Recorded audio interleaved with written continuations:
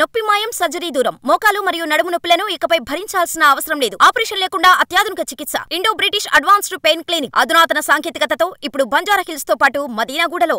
మాజీ మంత్రి సిద్ధా రాఘవరావు టీడీపీలో చేరేందుకు లైన్ క్లియర్ అయినట్టేనా? అత్యుత్సాహంగా ఆయన అనుచరులు చేస్తున్న ప్రచారంలో నిజముందా?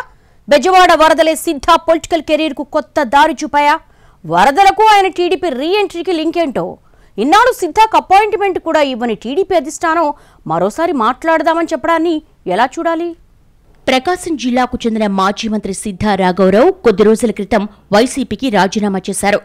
2014లో చంద్రబాబు కేబినెట్లో పనిచేసిన సిద్ధా 2019లో ఒంగోలు టీడీపీ ఎంపీ అభ్యర్థిగా పోటీ చేసి ఓడిపోయారు. ఆ ఎన్నికల తర్వాత వైసీపీలోకి జంప్ అయిపోయి ఫ్యాన్ కింద సేద తీరారు. తిరిగి ఇటీవల అసెంబ్లీ ఎన్నికల్లో వైసీపీ ఓడిపోగానే ఆ పార్టీకి రాజీనామా చేసేశారు మాజీ మంత్రి.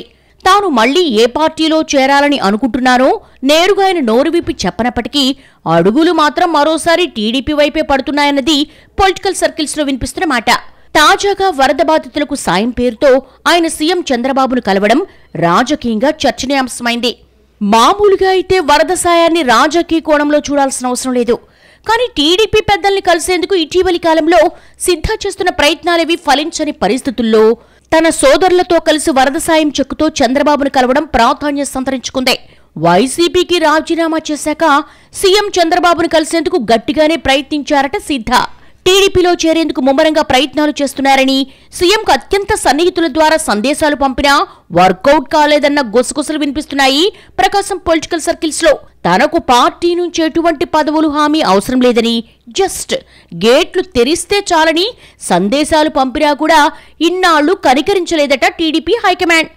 ఆయన విషయంలో చంద్రబాబు కొంతవరకు సానుకూలంగా ఉన్నప్పటికీ లోకేష్ మాత్రం నో ఎంట్రీ బోర్డు పెట్టేశారన్నది పార్టీ వర్గాల ఇంటర్నల్ టాక్.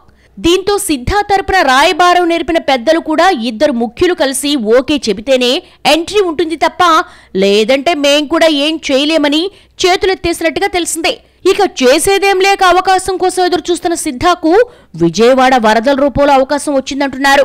బాధితులకు సాయం అందించమన్న సీఎం చంద్రబాబు పిలుపు మేరకు 50 లక్షల రూపాయల విరాళంతో ఆయన దగ్గరకు వెళ్లారు సిద్ధా సోదరులు.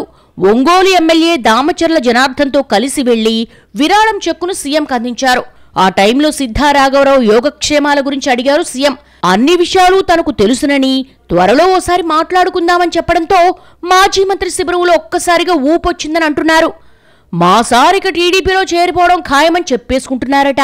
అన్నీ అనుకున్నట్టుగా జరిగితే ఆయన త్వరలోనే తిరిగి సొంత గూటికి చేరిపోతారంటూ అడిగిన వారికి అడగని వారికి కూడా చెప్పేసుకుంటున్నారట.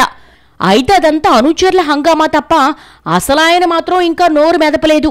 దీంతో అసలేం జరుగుతుందో అర్థం కాక అయోమయంలో ఉన్నాయి జిల్లా టీడీపీ శ్రేణులు. మరి టీడీపీలో సిద్ధా చేరిక ఇక లాంఛనమేనా, లేక ఏమైనా ట్విస్టులుంటాయా అన్నది ప్రస్తుతానికైతే సస్పెన్స్. త్వరలోనే దీనిపై క్లారిటీ వస్తుందన్న అంచనాలు మాత్రం గట్టిగానే ఉన్నాయి.